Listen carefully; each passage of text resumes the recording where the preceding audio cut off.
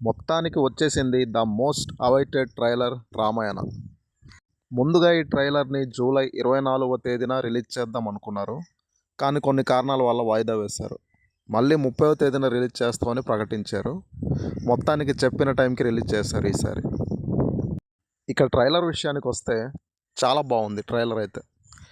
గతంలో వచ్చిన టీజర్ల మీద ఇంతకుముందు ట్రోల్స్ వచ్చాయి, విజువల్స్ బాగాలేదని, సరిగ్గా చూపించలేదని. కానీ ట్రైలర్లో మాత్రం విజువల్స్ చాలా గ్రాండ్గా చాలా బాగున్నాయి. ఇంకా ఇందులో రావణుడిగా నటించిన యాష్ని అయితే ఒక రేంజ్లో చూపించారు. ఇందులో యాష్కి ఒక ఎలివేషన్లు మామూలుగా ఉండవని అర్థమవుతుంది. ఇక రాముడిగా రణబీర్ కపూర్ని, అలాగే సీతగా సాయి పల్లవిని చాలా బాగానే చూపించారు. అలాగే శూర్పణఖగా రకుల్ ప్రీత్ సింగ్ని చూపించారు. ట్రైలర్ కట్ చేసిన విధానం బాగుంది. ఎప్పుడెప్పుడు మూవీ చూద్దామా అన్న క్యూరియాసిటీని పెంచింది ట్రైలర్. ఇక చాలామంది ట్రైలర్లో ఆంజనేయుడు కనిపించలేదని డిసప్పాయింట్ అవుతున్నారు కొంచెం. అయితే గమనించాల్సింది ఏంటంటే ఈ మూవీని 2 పార్ట్స్గా తీస్తున్నారు. ఇది పార్ట్ 1 మాత్రమే. పార్ట్ 1లో రాముడు పెరిగిన తీరు, అలాగే స్వయంవరం సీతతో, తర్వాత రామసీత లక్ష్మణులు 14 ఏళ్ల వనవాసం, అందులో జరిగిన సంగతులు, తరువాత అక్కడికి శూర్పణఖ రావడం, రాముడిని ఇష్టపడడం, శూర్పణఖ ముక్కుని లక్ష్మణుడు కోసేయడం, తను వెళ్ళి రావణుడితో జరిగినదంతా చెప్పి రెచ్చగొట్టడం, తర్వాత రావణుడు వచ్చి సీతను ఎత్తుకెళ్ళడం. పార్ట్ 1లో స్టోరీ ఇక్కడ దాకే ఉంటుందని అర్థమవుతుంది. అయితే ఆంజనేయ స్వామి రావణుడు సీతను ఎత్తుకెళ్ళిన తర్వాత రాముడికి పరిచయం అవుతాడు. సీతను ఎతికే క్రమంలో రాముడికి సహాయపడతాడు.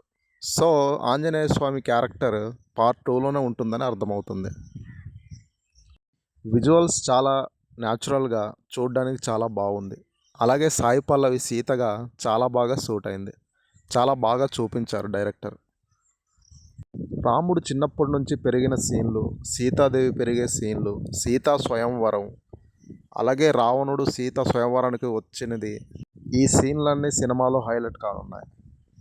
పార్ట్ 1 రావణుడు సీతను ఎత్తుకెళ్ళడం వరకు చూపించి, పార్ట్ 2లో మొత్తం సీత కోసం రాముడు వానర సైన్యంతో శ్రీలంకకు బయలుదేరడం, యుద్ధం చేయడం, మళ్ళీ సీతను అయోధ్యకు తీసుకురావడం వరకు ఉంటుందనుకుంటా. రావణుడిగా యష్ని అయితే ఒక రేంజ్లో ఎలివేట్ చేశారని తెలుస్తుంది. అలాగే ఆ గెటప్లో కూడా యష్ బాగా సూట్ అయ్యాడు. చాలా భయంకరంగా కనిపిస్తున్నాడు. ఇక రాముడిని కూడా ఆ చూపించిన విధానం చాలా బాగుంది.